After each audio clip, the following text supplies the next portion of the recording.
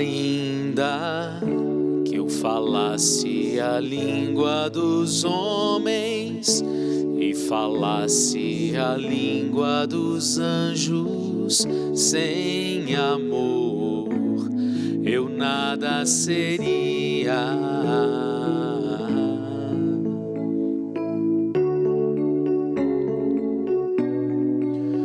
É só o amor, é só o amor que conhece o que é verdade. O amor é bom, não quer o mal, não sente inveja ou se envaidece.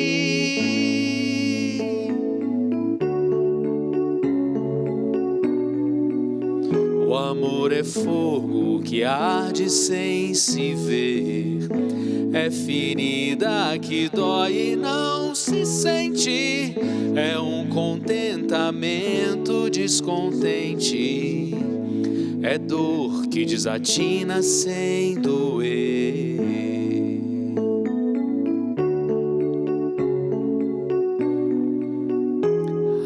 Ainda que eu falasse a língua dos homens e falasse a língua dos anjos, sem amor eu nada seria.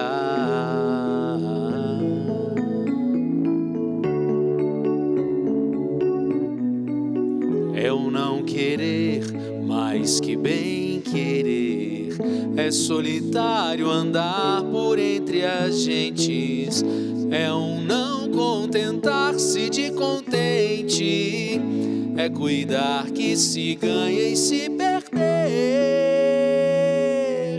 é o estar-se preso por vontade, é servir a quem vence o vencedor.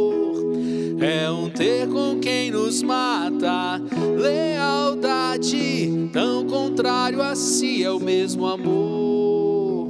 Estou acordado e todos dormem, todos dormem, todos dormem. Agora vejo em parte, mas então veremos face a face. É só o amor, é só o amor que conhece o que é verdade. Ainda que eu falasse a língua dos homens e falasse a língua dos anjos, sem amor eu nada seria. Será que a ciência e a fé podem andar juntas? Infelizmente, muitas pessoas tentaram separar a ciência e o sagrado ao longo dos séculos. Construíram um muro imaginário entre crença religiosa e o método científico, quando, na verdade, os dois são destinados a trabalhar juntos e nos levar adiante. No ano passado, o Papa Francisco afirmou que a ciência é um grande recurso para a construção da paz. E para nos ajudar a entender melhor sobre esse assunto, vamos conversar agora com a Carol Duarte, que é logoterapeuta. Bom dia, Carol. Bom dia. Muito bem-vinda, obrigado pela sua presença. Eu que agradeço. Mas me conta aqui, o que é logoterapeuta? Vamos lá, né? Então, a logoterapia é uma abordagem, né, terapêutica criada por Viktor Frankl, né? E é uma abordagem que diz da cura através do sentido, né? Assim, da busca do sentido, do encontrar o sentido na rotina do dia, né? Assim, na verdade, ele encara a vida como uma missão, né? A vida tem o caráter de missão, né? E Viktor Frankl trouxe brindou, né? Nos brindou com esse novo olhar sobre o ser humano, sobre o que é o homem, né? E a logoterapia, ela vem nos dizer disso, de um olhar diferente, né? Ele conviveu em Viena, né? Assim, Viktor Frankl é um homem do século XX, nasceu em 1905, morreu em 1997. Ele viveu o século todo, XX mesmo, né? inteiro. Inteiro, né? Ele pega a Primeira Guerra, né? e viveu de fato ali, né, nos campos de concentração na Segunda Guerra. Né? Ele já tinha esboçado algo sobre a logoterapia antes do campo de concentração ou tudo nasce lá dentro? Não, muito antes. É mesmo? É, muito antes. O Viktor Frankl ele já despertava isso nele desde o ensino médio, né? Tanto que com 17 anos ele já tinha feito uma palestra com o tema de sentido da vida. Olha só. E aí quando ele começa a fazer medicina, né? E aí ele se formou tanto em psiquiatria quanto em neurologia, né? E no início ali já da formação dele em medicina, ele começa a escrever com Freud, né?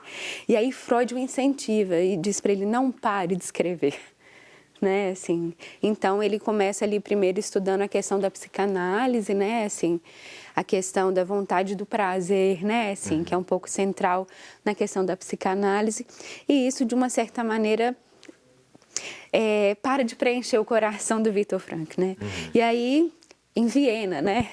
Viena, Freud é de Viena, Viktor Frankl também, né?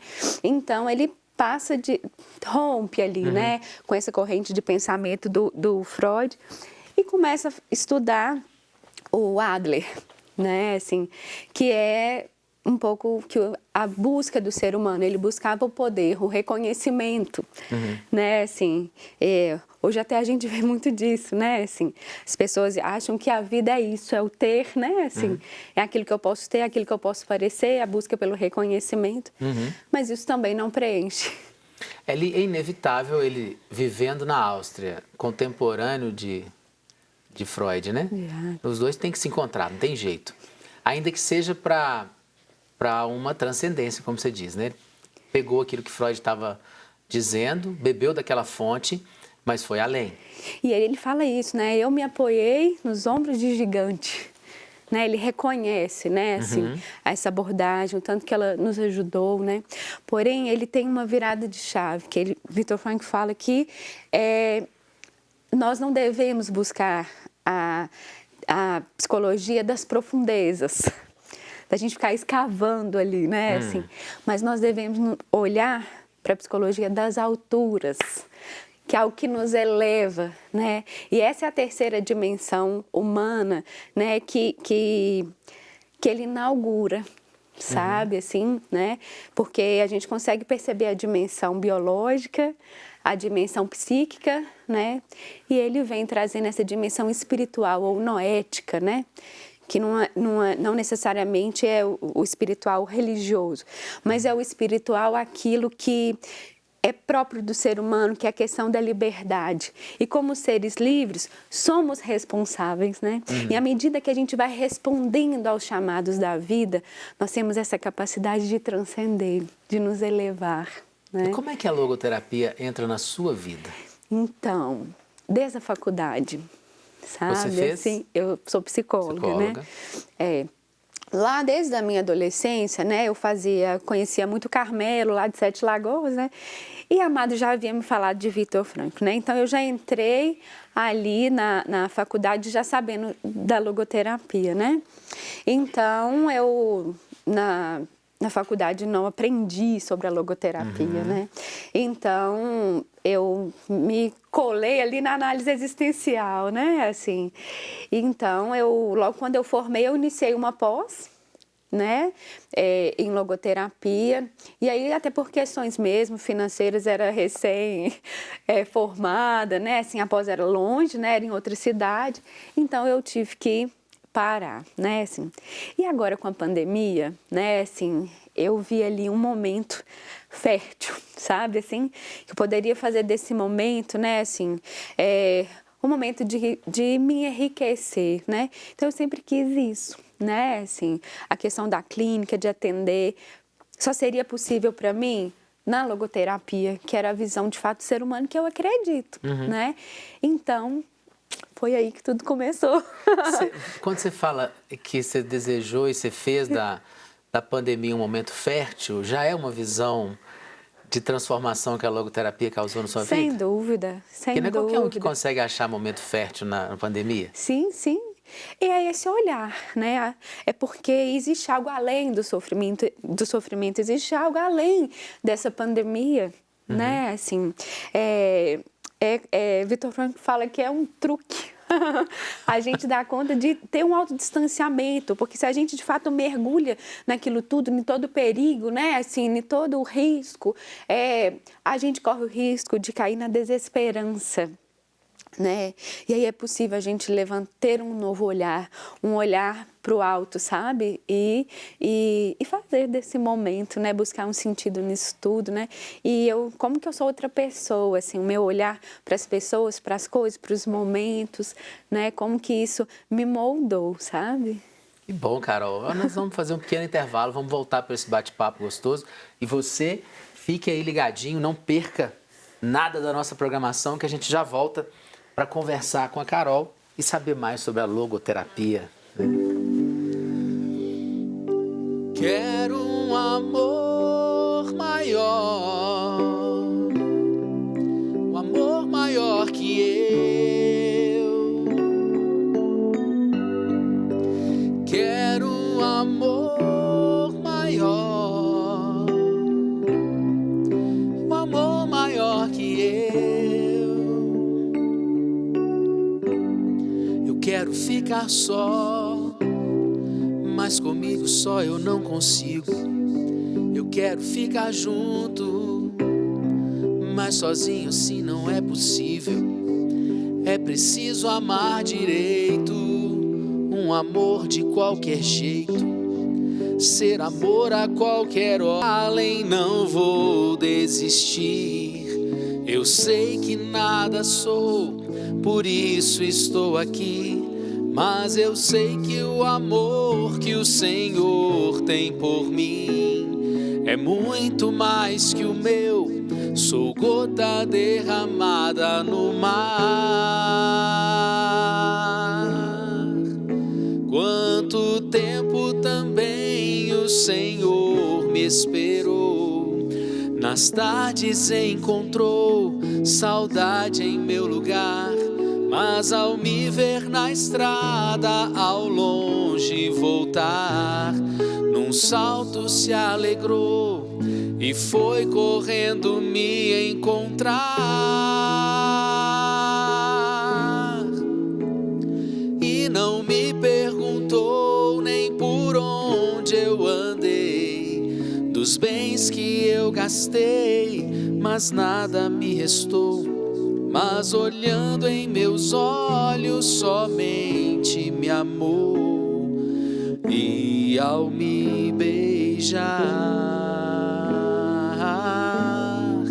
me acolheu num abraço de paz.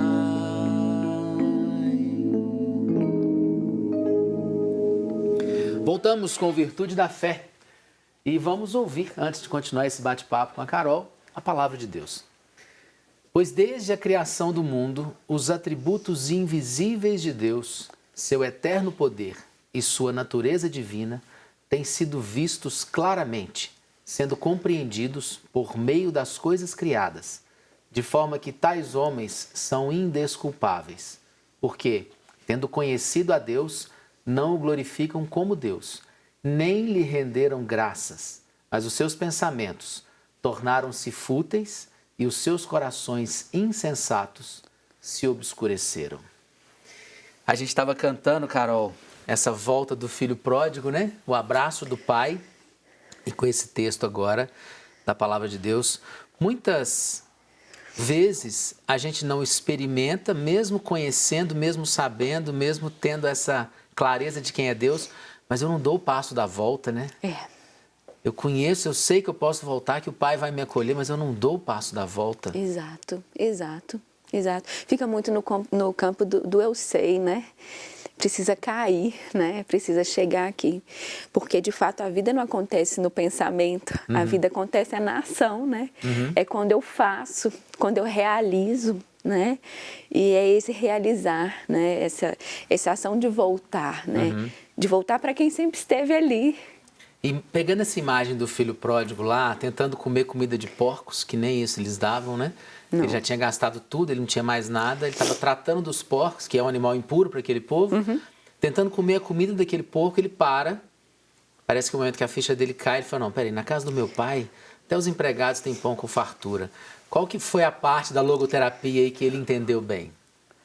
Sim, não é? Boa pergunta, né? Assim, porque a questão até do sofrimento que ele estava vivendo ali, né? Assim, um sofrimento sem sentido. Sem sentido. Né? Por que isso? Né? Estava vivendo nessa dimensão biológica, né? Na dimensão dos prazeres, não é? Gastou, né? Dessa maneira, né? Então ele estava ali de fato alimentando isso, o prazer, né? O olhar sobre as coisas terrenas, sobre o imediato. Estava vivendo o imediato, né? E isso de uma certa maneira, quando isso tudo acaba, ele se vê ali sem nada, num vazio mesmo, né? Um vazio existencial, né? E aí então, quando ele é capaz de decidir, né? E essa é a grande diferença na vida das pessoas. As pessoas que dão conta e as pessoas que não dão conta, a diferença é a decisão. É quando elas decidem. E quando ele decide voltar, como que esse pai o recebe? Não é? Porque voltar é reconhecer até mesmo todo o erro que ele teve. E volta diferente. Né? Tanto que ele fala que não precisa nem me receber como filho. Pode me ter como empregado. Né? Então, a possibilidade de um vazio, ela está aí, Juninho. Né? E nunca se houve tanto entretenimento, tanta possibilidade. Nossa, e nunca se houve tanto vazio. Agora vem cá, Carol, conta para nós como é que se dá esse processo de um homem que consegue enxergar sentido da vida dentro de Auschwitz. Isso é encantador. Isso é encantador.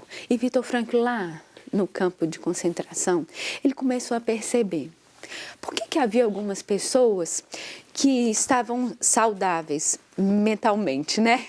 Porque eles estavam em frangalhos. Os pés com as frieiras abertas, congelando, né?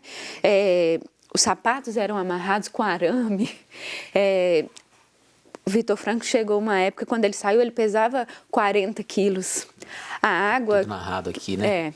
A água era uma sopa rala, né? Você tinha que ter a sorte de pegar ali uma ervilha ou uma batata no meio, né? Assim. Então, e ele era essa condição de crueldade, né? Assim, daquilo que há de mais terrível, foi o que foi experimentado ali, né? No campo de concentração. E aí, então, ele começou a perceber, né? Assim, por que tinha umas pessoas que conseguiam se manter saudáveis mentalmente e outras que se sucumbiam, outras que caíam, outras que iam para o fio, como Viktor Frankl fala, né? E para o fio significava segurar ali no fio de alta tensão, um suicídio mesmo, né? Por quê? Que umas pessoas adoeciam, seu sistema imunológico caía de uma hora para outra, né? Cair mesmo, né? E aí ele dizia, aquelas pessoas que perderam esse suporte interior caía. Quem não perdia esse suporte, quem tinha esse suporte, conseguia se manter.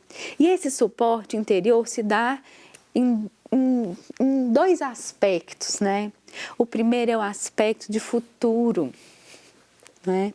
Porque ali ele conseguia pensar, né? Se ele parasse para pensar só ali, naquilo que ele estava vendo, naquilo que ele estava vivendo, de toda aquela humilhação, todo aquele abandono enquanto ser humano, né? Todas as agressões, se ele ficasse no pensamento ali, quem que seria o soldado que iria conduzir a nossa fila naquele dia? Né? Se você olhasse para o lado, se você encostasse a mão no ombro, você era espancado. Né? Assim, então, se você parasse ali para olhar só para aquela realidade, de fato você se sucumbia. Não é? Então, o que fez algumas pessoas resistir? E foi o caso de Viktor Frankl, que ele falava que ele sempre se imaginava, ele chegando na casa dele, batendo campainha, e quem abria a porta era a esposa e a mãe. Nossa. E a esposa dele também estava lá, né? A mãe também. Nossa. A família toda, né? Então, essa era a esperança de Vitor Frankl, né? De ali, depois que aquilo tudo passasse, né? Iria ter esse encontro, iria reencontrar a esposa, iria encontrar a mãe, né? Ele já sabia que o pai tinha falecido, inclusive ele pôde ministrar o último medicamento do pai, lá no campo de concentração, porque ele também serviu ali como médico, né? Então, essa é a questão do futuro, né? Então, ele percebia que aquelas pessoas que não tinham isso, de fato, elas viviam só para aquela realidade. Não viviam o autodistanciamento, sabe? Então, elas caíam, né? Tanto que ele conta que no Natal de 1944, para o Réveillon, houve uma morte em massa. Porque eles traziam a esperança de que naquele final de ano, naquela virada de ano, as tropas americanas iriam entrar e o salvar, né? E não aconteceu. Então, eles perderam, né? Aquele futuro ali era pouco, né? Assim, era um futuro muito próximo, né? Então, de fato, o sistema imunológico caiu, eles tiveram tifo, outras viroses, né? Assim, e faleceram. Mas isso também pode nos trair, não é? A busca de sentido não pode parar só nos sentidos. Isso. O que acontece com Vitor Frankl, então? Né? Assim, porque essa esperança fez ele se manter ali, não é? Inclusive, quando eles se separam lá em Auschwitz, ele fala para a Tilly, que é a esposa, mantenha-se viva, custe o que custar. Custe o que custar, e ele ainda grita, custe o que custar, mantenha-se viva. A gente precisa viver a nossa vida, eles eram recém-casados, né? Assim. E aí, quando ele chega na casa, ele pega o bonde e chega. Não é ela que abre, e ela nunca mais vai abrir, né? Porque ela morreu, não é? E então, não é? O que fez Vitor Frankl não cair? A esperança de que ela abrisse a porta. Sim. E aí, então, entra esse segundo aspecto, que é esse suporte da eternidade, sabe? O suporte da eternidade, podemos chamar de fé? Não é? E ele fala disso, não é? Porque ele fala que isso são só para as pessoas verdadeiramente religiosas. Esse suporte da eternidade não é para quem é religioso, mas quem é verdadeiramente, ele destaca, verdadeiramente religioso, não é? Quem consegue ali viver, que eu sou capaz de viver isso tudo que eu estou vivendo aqui, porque eu sei que tem algo além, tem quem me espera, não é? Então, o amanhã, ele pode me trair, mas o para sempre não. Que lindo. Carol, né? Ficaria aqui 3 dias conversando com você. Muito obrigado pela sua presença. Foi uma alegria receber você aqui. Deus te abençoe muito. Obrigada. Foi muito bom estar aqui. Muito bom. Que ótimo. E você também. Obrigado pela sua companhia. Nós chegamos mais o fim de um programa Virtude da Fé. E eu vou esperar você no próximo programa, se Deus quiser. Até lá. Vamos cantar junto comigo agora. O que você tá fazendo aí parado? Seu brilho pelo medo ofuscado. Tanta opinião pra te dizer o que fazer. Vida complicada e sem sentido. E uma sensação de estar perdido, sem saber ao certo onde vai dar seu caminhar. Mas pra quem não sabe onde vai, qualquer caminho servirá. É chegada a hora de recomeçar. Ninguém pode impedir você de amar sua vida.